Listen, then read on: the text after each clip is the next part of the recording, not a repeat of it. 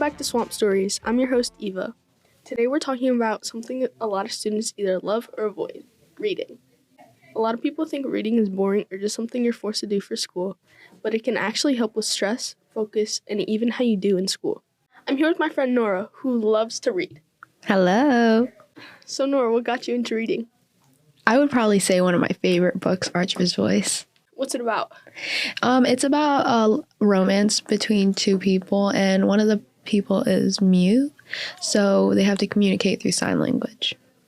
Oh, aren't you part of the sign language club too? Yes, I am. I'm actually secretary. Ooh, wow. Thank you. So when do you usually read? I normally read after school, typically when my homework is done and I'm just laying in bed and trying to wind down for the day. So you would say it helps with stress? Yeah, I think it does help with stress. It gives me another place to be and not worry about my stuff and just kind of go into another reality. So it can be kind of like a coping mechanism for people? Yeah, I would say for some who are dealing with a lot of stress at home or from school, I think picking up a book and reading it and kind of diving into a new reality could really help some people. Yeah, I think some people could probably just be scared or even be afraid to pick up a book because it can be intimidating when they're so thick. Or I think there's also a stereotype around it, honestly, too. Yeah, I've read the much longer books and they really are intimidating when you're flipping through pages and you just know you have 800 pages left. But I feel when you get to books like those, you need to get I read a really interesting one, Binding 13. It was about 800 pages, and it was really interesting. The plot kept going. So I feel if you want to read one of those, you got to kind of pick up one that you know is going to be interesting as your first start. Yeah. How long do you think it takes to read a book that long? It took me about a week. A week for 800 pages? Yeah, it was really interesting, and that winding down time became longer and longer each day. Do you think it ever distracts you, from things that you should be doing? Yeah, definitely. I'd much rather be reading a book than doing math homework. So yeah. If someone wanted to start reading, what book would you recommend? I know you said shorter ones, but do you have one in mind? For someone who's kind of into that mystery type of books, which I think can be easy to get into because so much is always happening, I would say the Inheritance Games. It's a series, so if they really do enjoy that first one, they have more to see. And it's kind of that mystery romance type of book. So I feel there's a lot going on at all times, and it would take a lot to get bored of it. I know a lot of people read on Kindles. Have you ever used a Kindle? Yeah, I have actually read on a Kindle before, and I really enjoyed it. It's really easy to get lost into a book also on a Kindle because you can't see the physical book and how much longer you really have. Yeah, I just like reading on a Kindle. It's easier, especially when you're laying in bed because you can't really lay down with a book in your hand. It's kind of hard to read it. Yeah. So it's kind of easier to take on the go and stuff. You're not risking getting your book damaged. Yeah. So would you prefer Kindle over regular, or do you not have preference?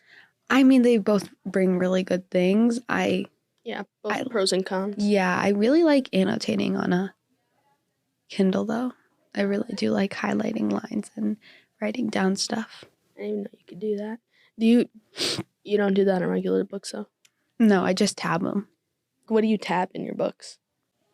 So at the beginning of a book, I have a ton of different colored tabs, and I pick one of a color scheme that kind of matches the cover of the book, and I keep those tabs kind of as a bookmark, and then I'll kind of make tabs for each character at as I'm reading, so I can if I ever want to go back to a moment, especially in that 800-page book, Yeah. You want to go back and see something, can't really find it. Do you think reading has helped your attention span? Honestly, I think it has. I think I can be away from like distracting things for longer and just kind of be there and present in the moment like longer because of like how long I've sat and just stared at a page. Do you think attention spans keep people back from reading? I think so.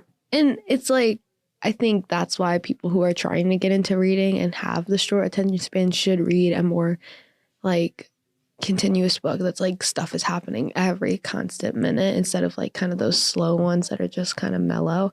I think people with short attention spans can still get into reading, and I think it's like something anyone can do. I mean, it's not that you can't read, it's just, you need to find the book for you.